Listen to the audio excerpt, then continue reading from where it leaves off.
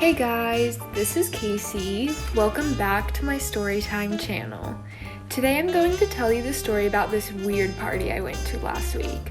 Also, before I get started, I want to mention that I actually recorded bits of the conversation that was going on at the party, so when you hear dialogue from other people, those are the actual voices of the people at the party speaking.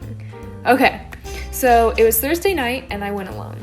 Now, I'm not a huge fan of going to parties alone because talking to new people is scary.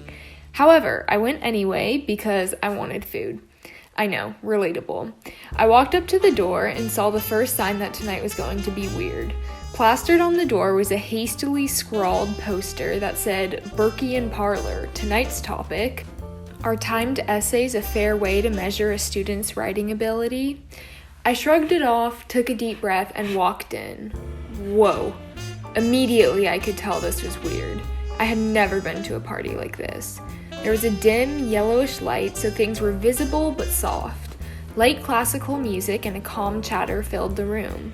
Most of the people were sitting in the living room, and there weren't that many people in general at the party.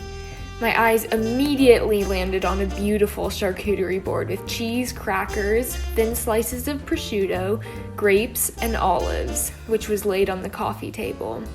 It was amazing. An open bottle of red wine sat next to the board, and I'm not 21, so I can't drink, but it really made me feel like I was at some sort of classy, exclusive event.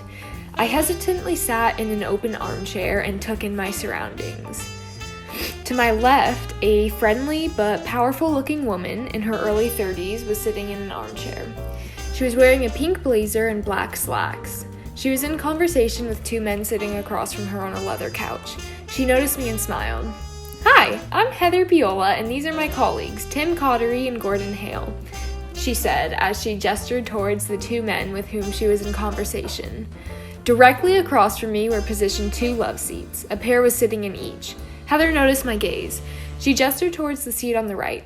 "That's Donald Powers and Mary Fowles. They've done research together." Pointing to the other pair, she said, "And that's Ute Knock and Catherine Elder. They've also worked together. We've all just been discussing our research on timed essays. We're not sure if they're an effective way to measure ability and help students write better." Wow. At this moment, I felt so out of place. Here I was in an academic society parlor, surrounded by researchers who have all done work on a topic I know nothing about. I smiled and nodded. That's great! But I decided that tonight is going to be a lot of listening and not a lot of talking.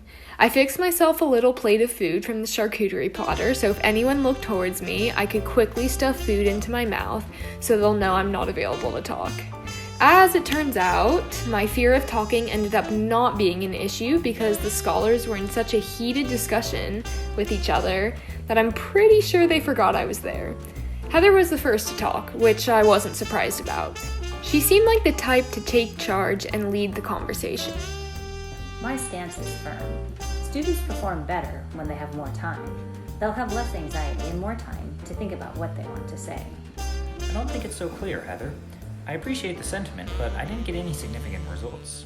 Actually, in my research, the timed essays had slightly higher scores than untimed.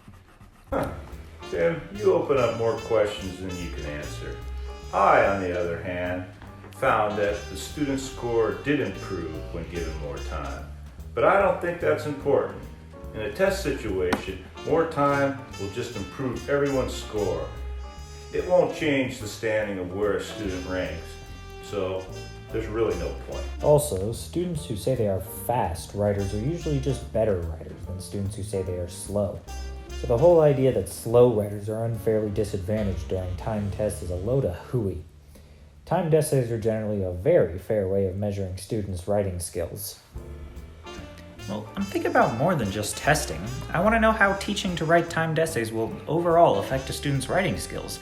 I think it might be detrimental to teach them to be rushed.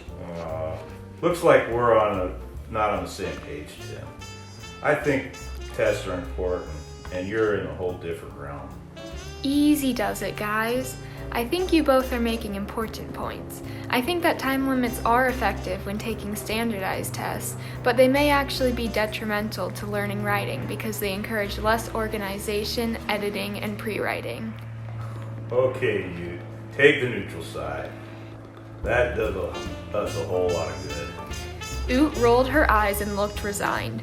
She turned her attention to her glass of wine and her research partner, Catherine. They seemed to be having a friendly conversation among themselves and didn't speak up until the end of the conversation. Donald, I can't say much about your point because I haven't read your paper.